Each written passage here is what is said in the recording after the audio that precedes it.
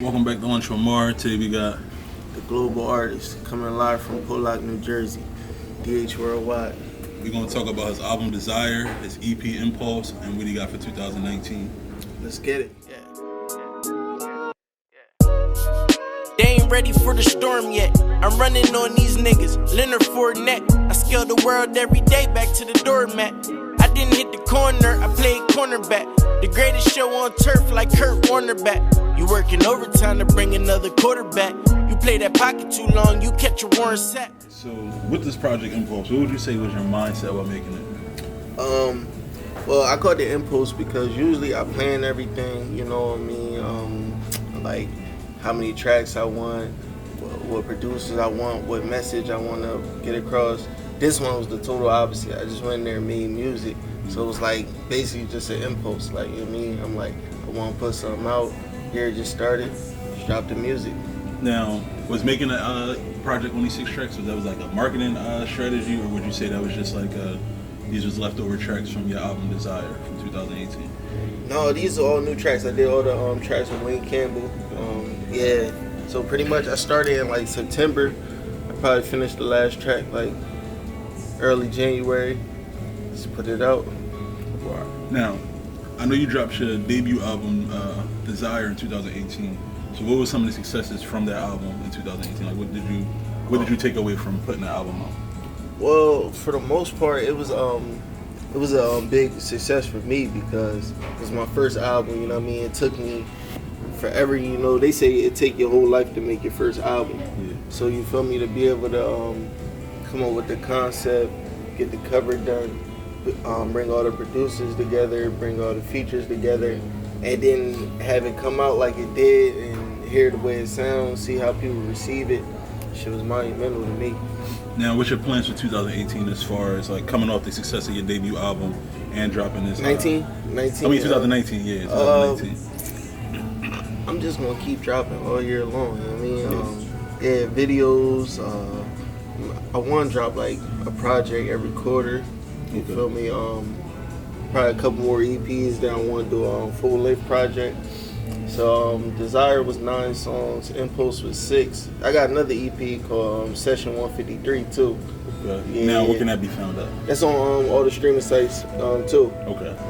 But yeah, Desire was 9 tracks. Impulse was 6, and Sessions I want to say was 6 too. Next time I do a project, I want to do a full-length project, like 14 tracks. You know what I mean? Let people really get to know me as a person. Now, being from this area and being I guess you could say like a backpack rapper, do you find it hard to collaborate with most of the artists in the area, being so that they're like street, like trap rappers, or do you feel like it's a nice harmony mix when y'all collab? Me personally, I think I like the mix because that's what I really listen to all day long. You know what I mean? I listen to street rappers, and on top of that, I grew up with most of these guys, played football with them, so it's like really nothing. Like, I mean, I'm around anyway, so ain't nothing. All right, now, say from your first project till now, how would you say like your flow has changed, or you've grown as an artist? What do you feel has changed within that time period? Oh, a lot, man. Like, my first album, it was like I was trying to do things, like, you know what I mean? I'm like, oh, let me try this, let me try that. Now I don't try to do anything. I can feel like I can do whatever I want, like as far as flow wise. Only thing I ain't really mastered yet was singing, but like as far as everything else, man, I don't got no limitation, no ceilings. Okay, that's what I like to hear. That's good. Now, mastering and singing, you know, you can throw the auto tune on. Oh yeah, voice, of course. Oh yeah, yeah. I got a track on Impulse. I feel like every album I'm gonna give you like a little song where I'm singing on there. Okay. Yeah, so I did that on Desire and Impulse. And do you plan on dropping any visuals for Impulse, or? Yeah. Which song were you feeling? I probably do my intro track was 187. I probably do that one first. Okay. All right. Now, What we probably gonna do is go ahead and get into lunch, get something to eat, and then we're gonna get back into the interview and go from there. All right, cool. We'll be back after this. Tags got a bigger bag than last year, but I'm still broke. Bitches treat me like the meal ticket, cause my outfits and the real quotes. Bitches treat me like St. Patrick, bitches treat me like the real ghost. Bitches say I don't do enough, bitches say that I do the most. Nappy head with a low fade, my bros say I'm a whole wave. It ain't really no competition, run the whole league like Golden State. I treat these hoes now just like I'm supposed to.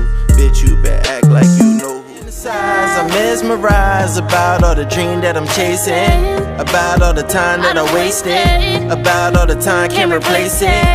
I wish I had you back now. I just stood pat, I ain't even make a sound. Watch you walk out, you ain't never come back. You ain't never cut slack, you ain't never did that. We back. I got the Thai wings. For me, got the buff wings with the ranch. You can't do the ranch. You can't do it at all. You know what I mean? With the how do you like with the local music scene being flooded with so many artists? Like, how did you find your way to the top? Like, how did you get your name out there over everybody else you would say? Thing is, I don't feel like nobody does what I do.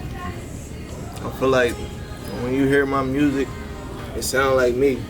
It don't sound like nobody else. You feel me? So I'm gonna stand out naturally because I just ain't doing what nobody else doing.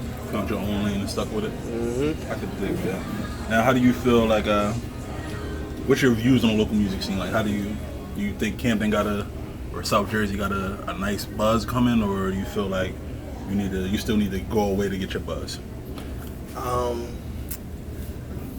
think it's a mixture of the two. Like, I want to build something here, you know what I mean? But at the same time, you do gotta travel. You do gotta get around because it's only but so far and so big you can get living in Camden. You know what I mean?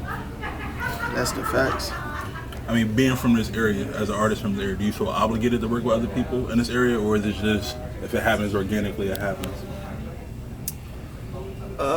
I don't feel obligated, but I like to. You know what I mean? Because we're all from the same area. I feel like we should support each other. So I'll do it. Like, especially I don't just do music based on like your name. Yeah. You feel me? It's more so, can I vibe with you as a person? Do I think you dope? I don't care if everybody else think you dope. Do I think you dope? You know what I mean? Yeah. Is it now? Can you name some of the local artists from the area that you work with, or that I have worked with? Yeah, that you have worked with and that you plan to work with in the future. I did some work with Joe Rivers. I got a song with Sour, Frankie Hill. I got a song with Desmond Dennis. I don't know if you know him. You know Dre Dennis, the battle rapper? Mm-hmm. His brother. Yeah, he sing. He nice. Oh, his brother sing? Mm-hmm. Okay, that's what's up. Yeah, I did the whole EP with Wayne Campbell. Yeah, there's a couple people out there I like to work with. J Dope, Workhorse, a couple people I work with. Right. Mm-hmm. Now, how do you feel like social media has helped or like hindered the music scene? Being as though like I feel as though it gets oversaturated. Like everybody's dropping new music constantly, so you don't really get a chance to sit with an album. So like, do you feel that's a good thing or a bad thing when it comes to social media and music? I feel it can be good and bad. You can either play the game or you could just try another route. I mean, nowadays you really gotta play the game. You gotta be social media savvy. You gotta keep content. You can't just drop once a year no more. Like, you know what I mean? You gotta stay relevant year long, or you're gonna get forgotten about. Okay. Now, does that put pressure on you to drop music more often, or do you still stick to your own schedule, your own way, or do you feel like, well, I gotta drop more now because everyone else is dropping and I don't want to be not forgotten, but I don't want to be behind as like far left in the wash. Well, like I'm always working, so like right now, like I got enough music to just drop a project right now if I want to, enough unreleased music. So I'm always working. So any pressure I got, I put on myself. Okay. You know what I mean? So, but I'm always ready. Like if somebody say drop this weekend, I'm ready. Like, you know what I mean? I'm always prepared for music. Now, what's something you don't like about the music industry? Like, what's something that you come to not really fuck with as far as like the music scene, or not even the scene, but the industry as a whole? The politics. I don't really like the politics. I think there's a lot of people that's dope, but then there's a lot of people that's just not, and that's the facts of it. But at the same time, like, just because I don't think they dope, that don't mean they're not dope. You feel me? So I just say the politics. It's politics in there. I mean, it's ass, but it's politics in everything. It's just how it everything goes. you gonna do, that's how it goes. All right, well, before we get up out of here, I got one question for you. This is like my closeout question I ask everybody. Name your top 5 artists, but you can't name Biggie, Nas, Tupac, or Jay-Z. Ooh. All time, top 5. You said I can't name Biggie, Pac, Tupac, or who? Yeah, Nas, you can't name Biggie, Nas, Tupac, or who?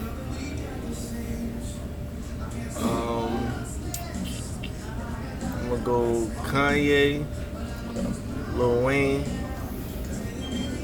Rick Ross, Jeezy, and Drake. Now, is that in order, or Nah, is just that's the a top 5 off my head, yeah, cause that was hard. without the top 4, it get a little hard. Yeah. I mean, I always say it because they really giving. Like, I feel like they giving as far as artists and what they did in the game. So, but nah, I appreciate you being on Lunch with Mar. You already know. Appreciate you for having me. Enjoy your meal. We out.